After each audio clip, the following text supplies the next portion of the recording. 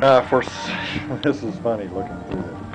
For Cedric, I saw like David but when David was going through the trials and the tribulations and things that were happening. Oh, I gotta be close. Okay. Where's the mic at? It's okay. I don't know, but. Oh, okay. Okay. When he was going through the trials and tribulation with his men and so forth, and having all kinds of situations going on, and there were many, many things and many, many times that he had the opportunity to take Saul out, and he did not do that. I feel like the Lord is saying you're a man of integrity, that your word is your bond, that you do what you say you will do, that you are a lover of truth, that his heart, you have been captured by his heart and his beauty and his majesty. But it's only started because he's getting ready to increase it in a greater measure with more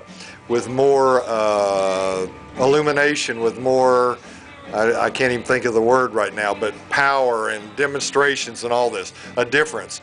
And just like David, when he came out of that time of people were after him, Saul was after him, they wanted to kill him, you know, and many times he thought he wasn't going to make it. Well, he ended up being the king. You have a king's heart. I see dancing, that you dance before the Lord. It wouldn't be something that would bother you to do, no matter what people would say. And you have a fervent heart to learn more about Him. Truth is really undergirded under you. That's what I see. So, you have anything? I just felt like the Lord was saying that He was going to give you influence and impact in the marketplace, in the business world.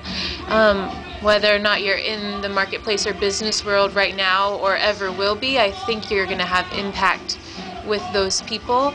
And I saw like Solomon asked God for wisdom when God asked him, what do you want? And he asked for wisdom, and God granted that to him. And I feel like you're one that's asked for wisdom, and God is going to answer you with that. And in the same way that like the Queen of Sheba came to see all that the King Solomon had, his riches and his wealth and his wisdom and all of that, I feel like the Lord is going to put you on display before people who don't know Him, and they're going to be in awe of you. I mean, of the Lord, what the Lord has done in you and through you, the wisdom He's given you, and just it's going to impact people, what He's doing in your life and what He's done in you, and in that business world, in that marketplace world, just the way that, like he was talking about, you walk in integrity, it's going to turn people's hearts towards the Lord, and they're going to be in awe.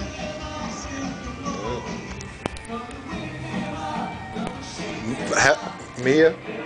Maria. Okay. I'm sorry. Anyway, I saw somebody that's been in transition. There's been some different things that have happened in your life.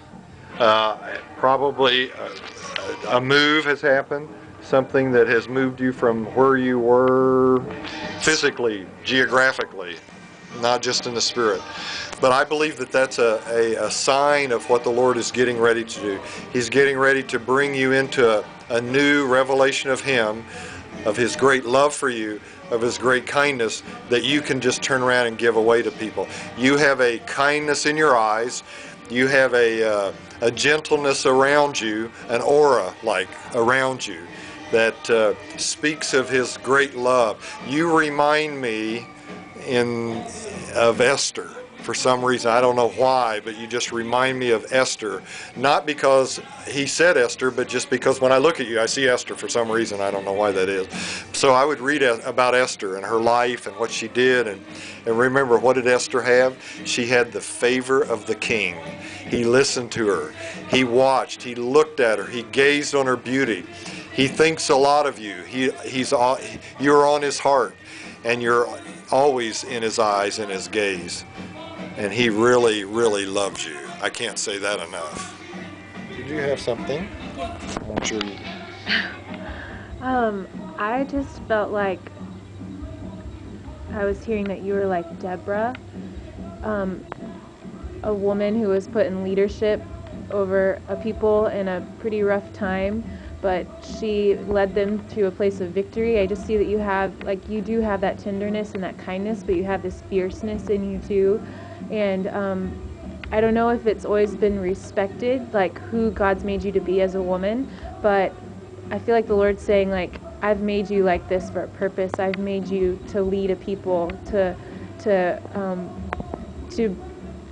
like go in the face of the enemy and to bring forth justice, like Deborah did for her people. And I see too that I feel like the Lord's given you a kind of a creative spirit, and I feel like He's even going to use that, and He's going to use that creativity that He's given you in leading people.